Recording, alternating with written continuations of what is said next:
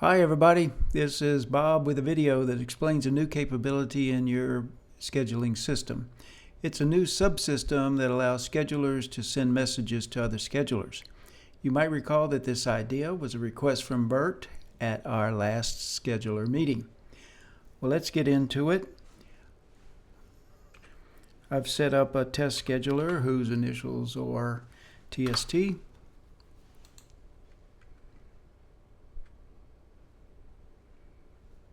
And you can see this is a test scheduler by seeing the name test scheduler in the upper left hand corner. The new button is down here in the lower left hand corner called scheduler messages. I had to reduce the size of the sorted writer list button to give me some room for this new button.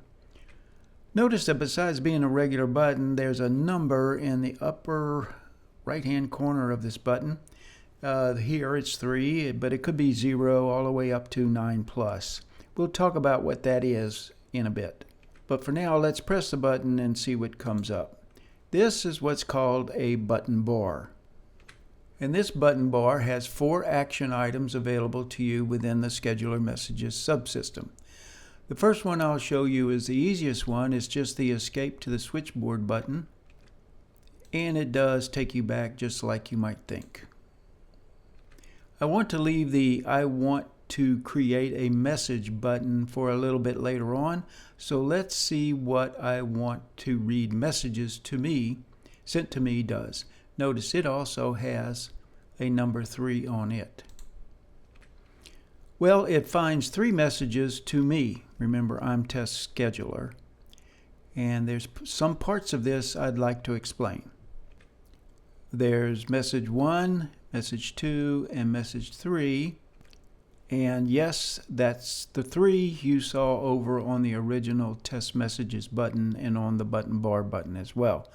That's telling you that there are 3 messages waiting for you, you being test scheduler in this case.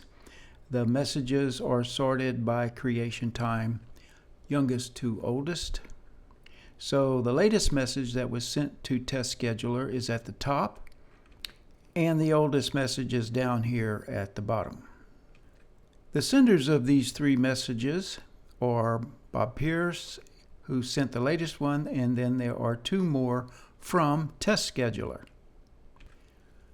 So indeed, you can send yourself a scheduler message. Maybe you just want to use it as a reminder or whatever, but it's possible to send yourself a message. Now let's say you've read the message and have resolved whatever issue was contained in the message. So after you've taken care of the message, you don't want to keep seeing this message in the future. So you archive the message. That means you change this N to a Y, and that will archive the message. That means next time you pull up your messages, the archived message or messages will not show up. Currently, we have 3 unarchived messages found. All 3 of these messages haven't been archived, so they show up. Well, let's archive one of these messages and see what happens. All you've got to do is change the N to a Y. So now let's close and head back to the switchboard. Note that the 3 that was there is now been reduced to a 2 because you now have 2 unarchived messages waiting for you. Let's take a look here and notice that same 3 is reduced to 2 here as well. But let's re-look and see read messages sent to me. And sure enough, there's only 2 of them left because you archived one of them. Now let's read the explanation here under the archive field. Archiving means you won't see this message anymore, which is a good idea. If you've taken care of all the messages taken care of all the issues in the message. If we didn't have this archiving capability, your messages from other schedulers would continue to build up over time until the number of them becomes very confusing. So you've archived it and that message won't be bothering you anymore. Let's close out of this and see what I want to read messages I sent to others does. Remember, I, in this case, happens to be test scheduler. So let's look at that. Remember, I'm test scheduler. These are all the messages that test scheduler has sent before this video.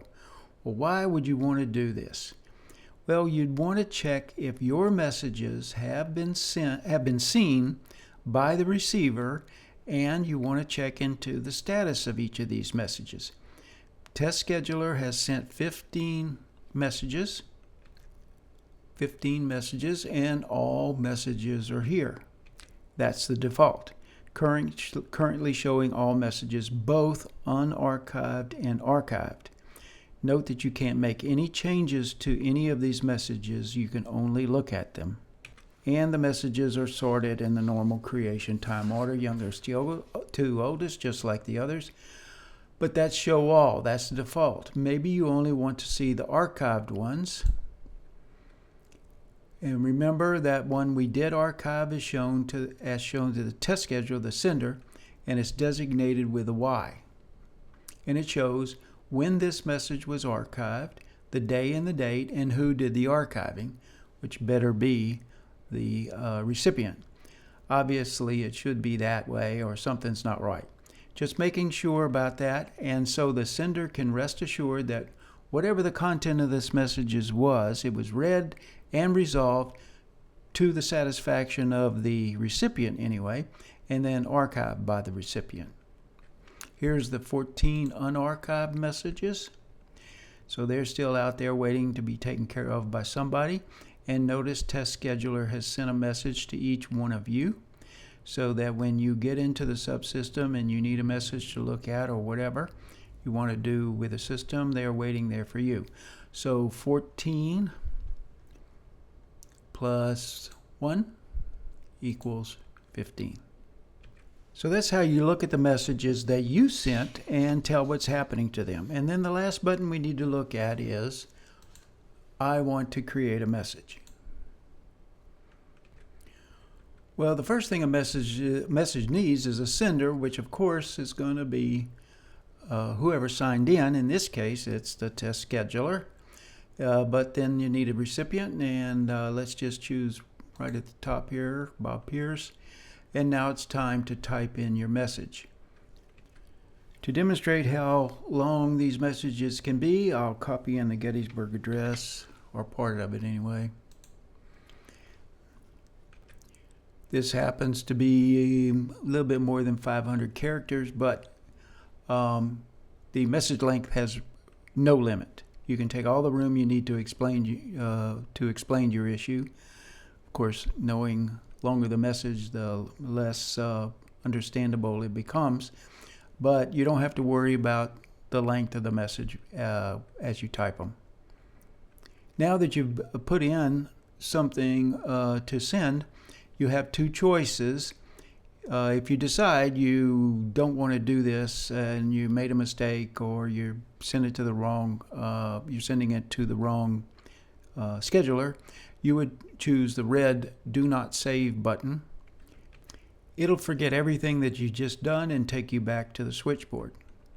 Most of the time, of course, you want to save this message, so you press the green button. It'll save the message and then go to the switchboard just like it says there. Note that by saving a message, it becomes unchangeable.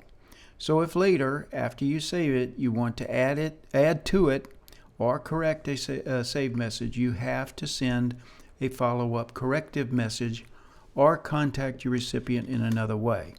This behavior is just like your phone texts.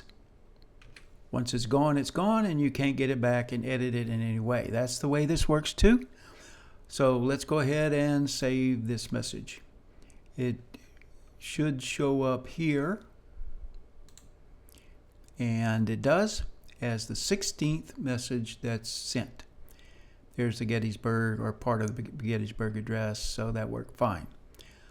Well, let's close this out, and that's the new scheduler messaging subsystem. If any of you have any questions, please feel free to call me. And if you have any ideas about improving this system, I would like to hear about those too. Thanks, and talk to you soon.